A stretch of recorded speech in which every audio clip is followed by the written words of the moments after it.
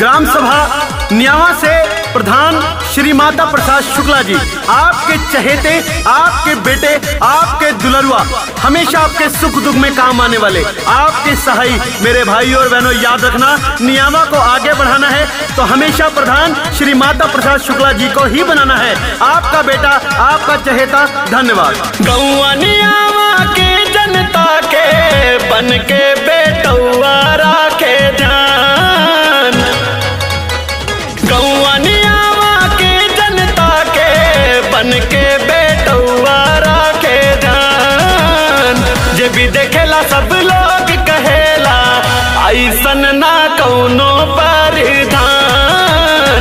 जे भी देखेला सब लोग कहेले ऐसन ना कौनो परिधान।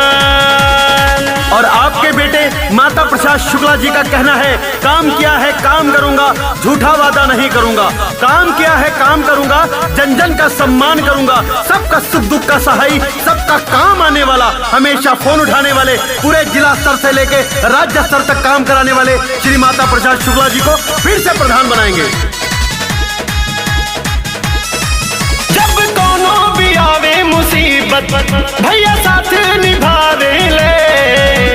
थाना पुलिस हो या कोर्ट कचहरी काम करावे ले। जब कोनो भी आवे मुसीबत भैया साथ निभावे ले। थाना पुलिस हो या कोर्ट कचहरी काम करावे ले।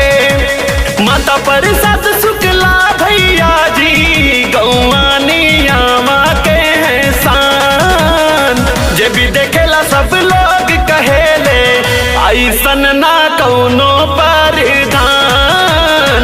जे भी देखेला सब लोग कहेला ऐसन ना केहू परिधान। वारे प्रधान जी, कोई भी काम हो, किसी के घर भी शादी विवाह या मुंडन का कोई भी कार्यक्रम हो, सबसे पहले न्योता करने और सबका काम करने, सबका सम्मान करने के लिए पहुंचते हैं श्री माता प्रसाद शुक्ला जी। पिछड़ों का घर बनवाना, गरीबों की सहायता करना, जन जन से मिलना, सबके सुख दुख के साई माता प्रसाद शुक्ला जी। जन जब ले रही देहिया में अपन वादा निभाई है हो। बिटिया के शादी माँ बबुआ के मूड़न माँ बढ़ चढ़ के यही है हो। जन जब ले रही देहिया में अपन वादा निभाई है हो। बिटिया के शादी माँ बबुआ के मूड़न माँ बढ़ चढ़ के रही है हो। पिछड़ा गरीबन के घर दिलवाइली बाटे नेक इंसान। जे भी देखेला सब लोग कहेला इन करना जैसन परिधान। जे भी देखेला सब लोग कहेला ऐसन ना केहू परिधान।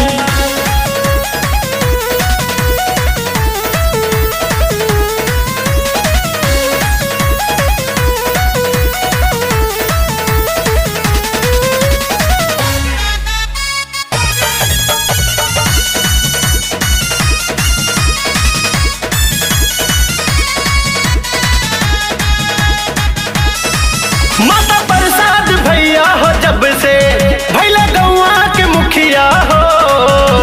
ना परेशानी में केहू रहेला गरीब या दुखिया हो। माता प्रसाद भैया हो जब से भैला गौवा के मुखिया हो। ना परेशानी में केहू रहेला गरीब या दुखिया हो। गगन कबीरवा कहेला यन के बायल के पहचान। जे भी देखेला सब लोग कहेला यन करना जैसन परिधान।